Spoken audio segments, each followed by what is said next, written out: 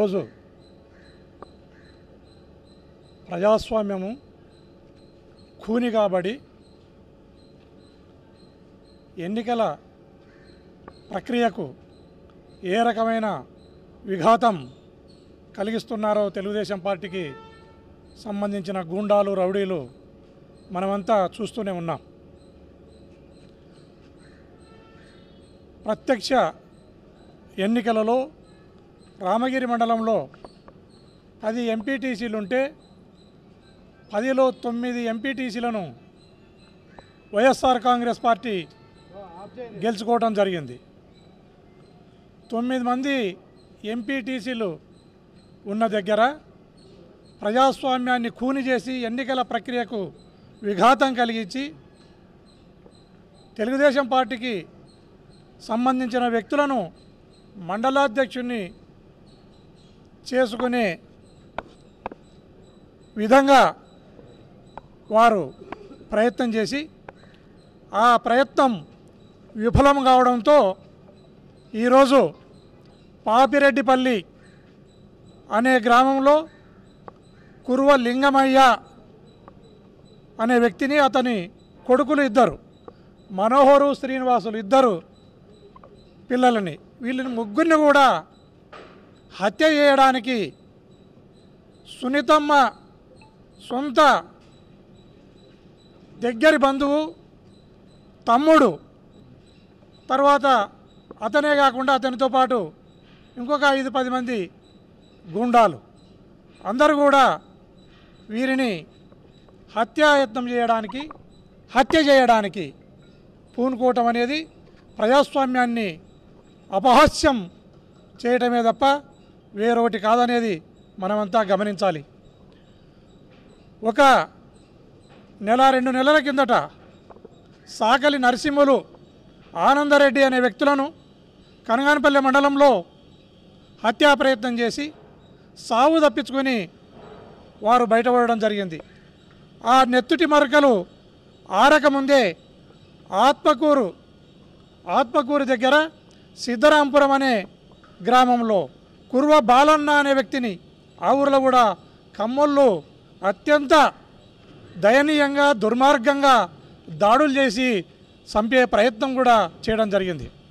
దానిని కూడా మరొకముందే మొన్న ఎన్నిక ఎంపీటీసీ మండలాధ్యక్ష ఎన్నిక జరిగే రోజు కూడా మా మాజీ శాసనసభ్యుడు తోపుదుర్తి ప్రకాష్ రెడ్డి గారు అక్కడికి వెళ్తే అతనిపైన కూడా హత్యా ప్రయత్నం, అందులో భాగంగానే కురువ నాగిరెడ్డి పైన కూడా హత్యా ప్రయత్నం చేసి విచక్షణ రహితంగా దాడులు చేయడం జరిగింది. వీటినన్నింటినీ మరొకముందే ఈరోజు అత్యంత దుర్మార్గంగా ఆ ఎన్నికకు సంబంధించిన విషయంలోనే ఈరోజు లింగమయ్య కొడుకులను ఇద్దరిని కూడా హత్యా ప్రయత్నం చేయడానికి పూనుకోవడం జరిగింది. ఇందులో మనం గమనించాల్సినది ఏంటంటే లింగమయ్య నేలన పోయే చీమకు కూడా హాని చేయని వ్యక్తి. ఆ వ్యక్తిని దుర్మార్గంగా రాడ్లతో కొడివెండ్లతో వేటాడి తలకు గాయం చేయడం జరిగింది. ఈరోజు హాస్పిటల్లోకి వస్తే ఆల్మోస్ట్ ఆయన బ్రెయిన్ డెడ్ అయిపోయింది, గుండె కూడా అరెస్ట్ అయిపోయింది. ఆ గుండెను మళ్ళీ కొంత జీవం ఇచ్చి ఆ గుండెను ఆడే విధంగా చేసినాం. వెంటిలేటర్ పైన ఉన్నాడు, అప్పుడే ప్రాణం పోతుంది అనే మాటను డాక్టర్లు చెప్తున్నారు. ఇంతటి దారుణాలను చేస్తూ తెలుగుదేశం పార్టీ ప్రజాస్వామ్యాన్ని ఖూని చేస్తూ ముందుకు పోతూ ఉంది.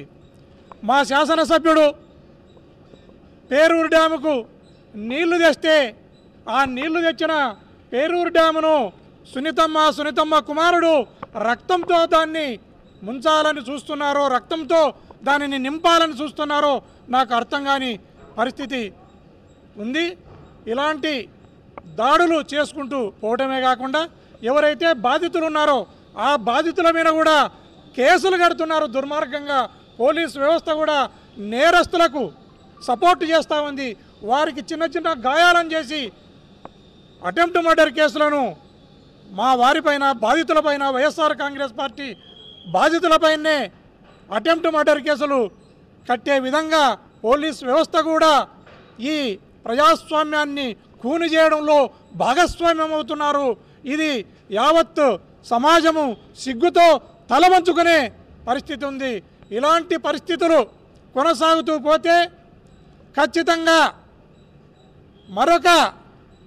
మరొక రక్త చరిత్రను సృష్టించడానికి శ్రీరామ్ ప్రయత్నం చేస్తే ప్రజలు తిరుగుబాటు చేస్తారు.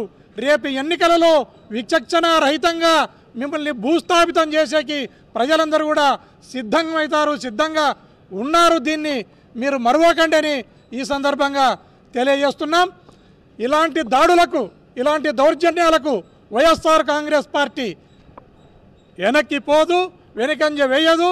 వీటిని అన్నిటి కూడా గట్టిగా ప్రతిఘటిస్తుంది. వీటిని ఏమాత్రం వెనక్కి పోకుండా ప్రజాస్వామ్యాన్ని కాపాడే విధంగా ముందుకు పోతుంది. మీరు చేసే బుడ్డ బెదిరింపులకు, మీరు చేసే దౌర్జన్యాలకు ఈ వైఎస్ఆర్ కాంగ్రెస్ పార్టీ లీడర్లు కానీ కార్యకర్తలు కానీ వెనక్కి పోకుండా దీనిని వీరోచితంగా పోరాడుతూ మీకు జవాబు చెప్తారు. జవాబు చెప్పే రోజులు కూడా దగ్గరలోనే ఉన్నాయని ఈ సందర్భంగా తెలియజేస్తున్నాను. మరిన్ని వీడియోస్ కోసం ఛానల్ ని సబ్స్క్రైబ్ చేయండి. లేటెస్ట్ అప్డేట్స్ కోసం వాట్సాప్ ఛానల్ ని ఫాలో అవ్వండి. ఆ లింక్ డిస్క్రిప్షన్ లో ఉంది.